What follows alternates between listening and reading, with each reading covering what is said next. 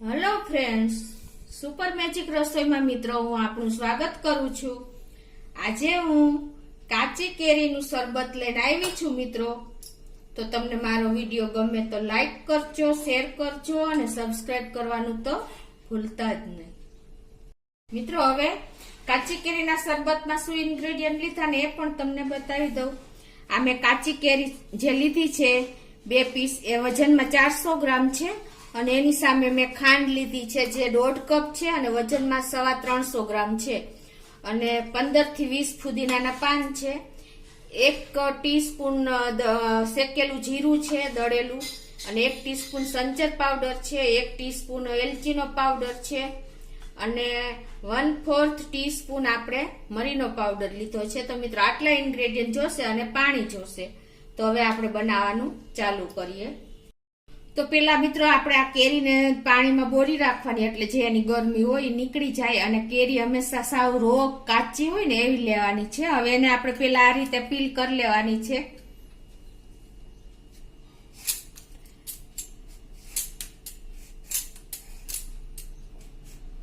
તો આપણે આ રીતે 2 કેરી પીલ કરી લેશું।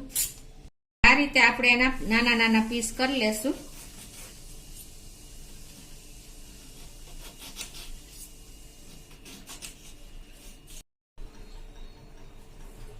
તો મિત્રો જો આ રીતે આપણે કેરીને કટિંગ કરી લીધું છે। હવે એમાં આપણે કુકરમાં એને બાફવા મૂકી દેશું।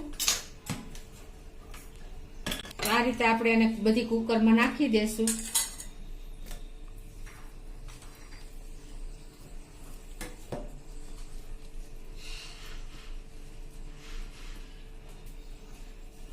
હવે આપણે ગેસ ઓન કરીને એમાં 2 કપ જેવું પાણી નાખશું।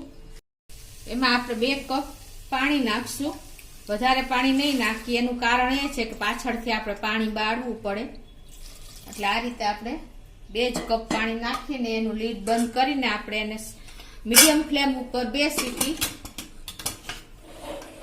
વગાડી લેશું, એટલે આપણી કેરી સરસ બફાઈ જાય।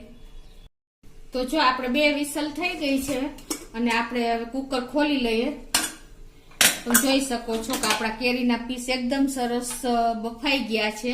હવે એને આપણે ઠંડા થવા દેશું આ રીતે બીજા વાસણમાં લઈને। હવે મિત્રો આપણે પેલું કેરીના પીસ ઠંડા થાય છે ને ત્યાં આપણે હવે આપણે જે ખાંડ લીધી છે ને એને મેલ્ટ કરી લઈએ।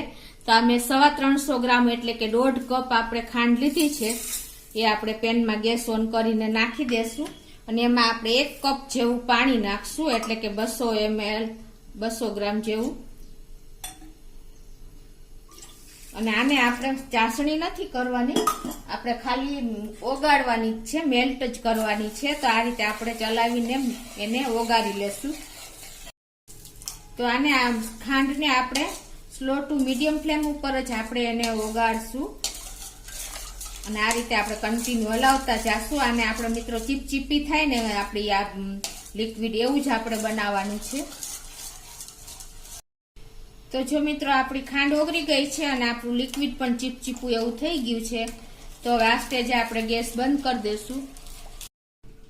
તો મિત્રો જો આપણે આ કેરીના પીસ પણ ઠંડા થઈ ગયા છે, તો હવે એને આપણે આ રીતે આમાં નાખી દેશું મિક્સર જારમાં।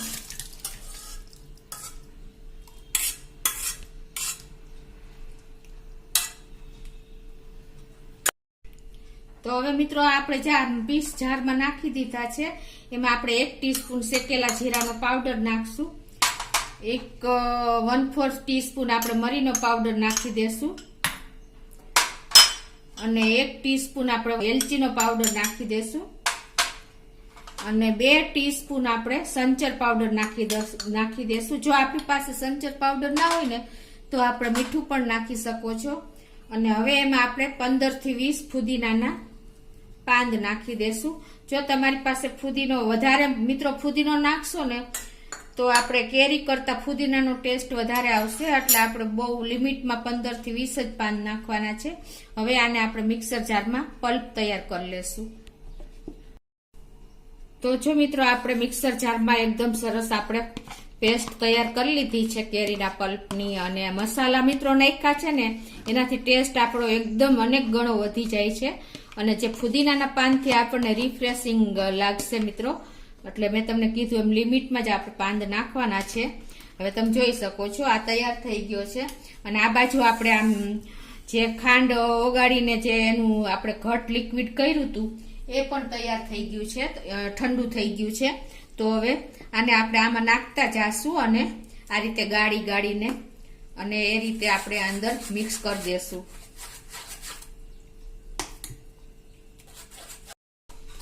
તો જો આ રીતે મેં બધો કેરીનો પલ્પ મસાલા સાથે જ ગાળી લીધો છે. હવે આપણે આ બધું મિક્સ કરી દેશું. આવી રીતે જે આપણે ચા ઘટ લિક્વિડ બનાવ્યું હતું ખાંડનું, અને હજી આપણે આ થોડું પાતળું લાગે છે એટલે આપણે ગેસ ઓન કરીને આપણે એને ગેસ ઉપર મૂકી દેશું. એટલે એકદમ સરસ ઘટ થઈ જાય ને આપણે એવું તૈયાર કરશું. 3 થી 4 મિનિટ આ રીતે આપણે હલાવીને એને તૈયાર કરી લેશું. તો જો આપણું કાચી કેરીનું શરબત આપણે પાછું ગેસ ઉપર ચડાવ્યું હતું ને મિક્સ કર્યા પછી, તો એ હવે તૈયાર થઈ ગયું છે. તમે જોઈ શકો છો એક તાર જેવી ચાસણી જેવું થાય ને એટલે આપણું શરબત તૈયાર થઈ ગયું છે. અને બીજું કે આપણા જે આ ચમચો નાખીને અને પાછળ આ રીતે આપણે કોટેડ થાય ને ચમચાનો પાછળનો ભાગ, તો તમારે સમજી લેવાનું કે આપણું પલ્પ હવે તૈયાર છે. તો હવે આપણે ગેસ બંધ કરી દેશું અને આને ઠંડુ થવા દેશું.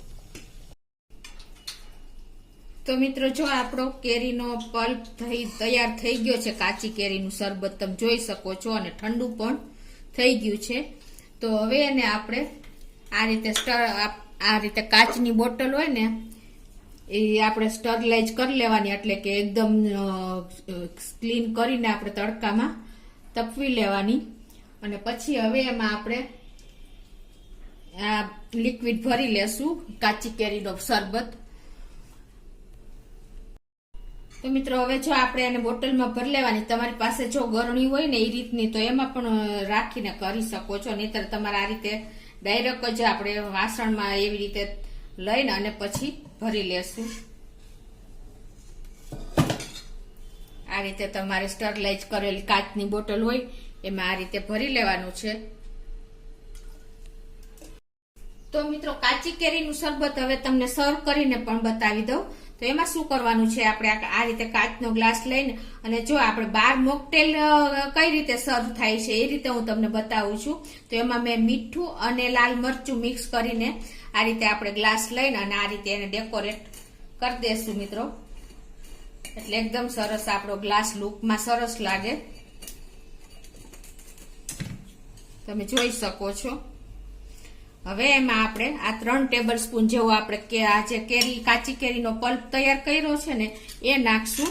પેલા આપણે એમાં આઈસના ટુકડા 3 થી 4 પીસ નાખી દેશું. અને હવે એની માથે આપણે આ કાચી કેરીનો પલ્પ નાખી દેશું 3 ટેબલ સ્પૂન. મિત્રો તમે આમાં કલર એડ કરવું હોય તો પણ કરી શકો છો, પણ હું અત્યારે નથી કરતી. હવે એમાં આપણે એકદમ ઠંડુ પાણી રેડી દેશું. તો મિત્રો તમે જોઈ શકો છો કે એકદમ સરસ આપણું રિફ્રેશિંગ થઈ જાય ને એવું કાચી કેરીનું શરબત તૈયાર થયું છે. અને એમાં હવે આપણે બહાર જે મોકટેલમાં કઈ રીતે સર્વ કરે છે એ રીતે આપણે લીંબુની સ્લાઇસ આ રીતે સેટ કરી દેશું. તો મિત્રો જો આ રીતે આપણે બહાર મોકટેલ સર્વ કરે છે એ રીતે જ મેં તમને કાચી કેરીનું શરબત તૈયાર કર્યું છે મિત્રો. તો આ શરબત આપણે 6 થી 8 મહિના સુધી આ બોટલ બહાર રહે છે, અને ફ્રીજમાં રાખો ને તો આખું વર્ષ આપણે આ શરબત રહે છે મિત્રો, બગડતું નથી અને તમે આખું વર્ષ એન્જોય કરી શકો છો મિત્રો. અને બીજું કે આ શરબત આપણને ઉનાળામાં ઠંડક આપે છે અને લૂ લાગવા દેતા નથી આપણા શરીરને, અને એકદમ સરસ રિફ્રેશિંગ તાજું અને ફ્રેશ આપણે થઈ જાય છીએ મિત્રો.